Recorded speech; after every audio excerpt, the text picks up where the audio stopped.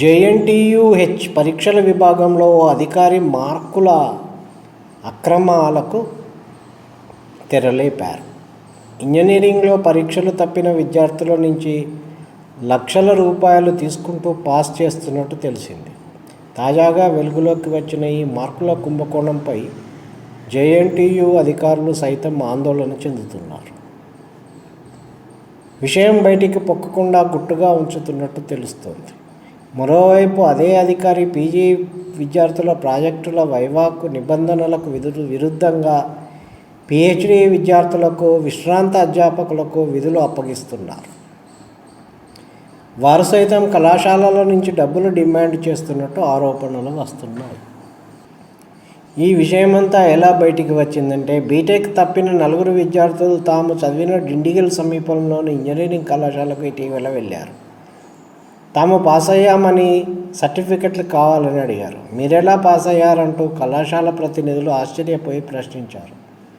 మాకు జేఎన్టీయూహెచ్ పరీక్షల విభాగంలో ఓ రూట్ దొరికింది, సబ్జెక్టుకు 1,00,000 ఇచ్చి పాస్ అయ్యామని వారు చెప్పినట్టు సమాచారం.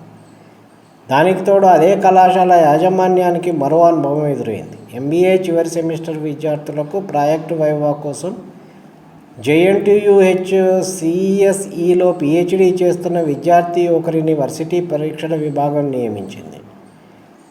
ఆయనకిచ్చిన ఉత్తర్వులో పేరు తప్ప ఏ కళాశాలలో పనిచేస్తున్నారనే వివరాలు లేవు.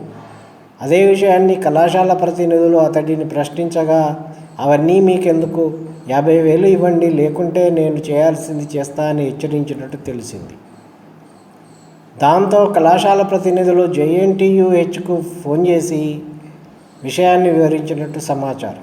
ఉన్నతాధికారి ఒకరు కూపీలాగా అనుత్తీర్ణులైన విద్యార్థుల మార్కులను పెంచి పాస్ అయ్యేలా సాఫ్ట్వేర్లో మార్పు చేసినట్టు తెలిసింది. వర్సిటీ పరువు ప్రతిష్టలకు భంగం వాటిల్లుతుందనే భయంతో అధికారులు ఈ అక్రమాన్ని గుట్టుగానే ఉంచినట్టు సమాచారం. ఇదే విషయాన్ని జేఎన్టీయూహెచ్ ఇన్ఛార్జ్ వీసీ ఆచార్య వి బాలకృష్ణారెడ్డిని వివరణ కోరగా, విద్యార్థుల నుంచి డబ్బులు తీసుకుని పాస్ చేస్తున్నట్టు నా దృష్టికి రాలేదు. అధికారుల నుంచి సమాచారం తీసుకుంటా, ఎంబీఏ వైవా విషయంలో వచ్చిన ఆరోపణలపైన ఆరా తీస్తా, అన్నింటిపై విచారణకు ఆదేశిస్తా అని స్పష్టం చేశారు. అత్యున్నతమైనటువంటి విద్యా ప్రమాణాలు గల జేఎన్టీయూలో ఇలాంటి అవలక్షణాలు జరగడం సిగ్గుచేటు.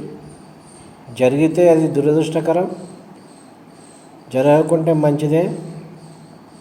జరిగితే దానికి సంబంధించిన బాధ్యులపైన కఠిన చర్యలు తీసుకోవాలి.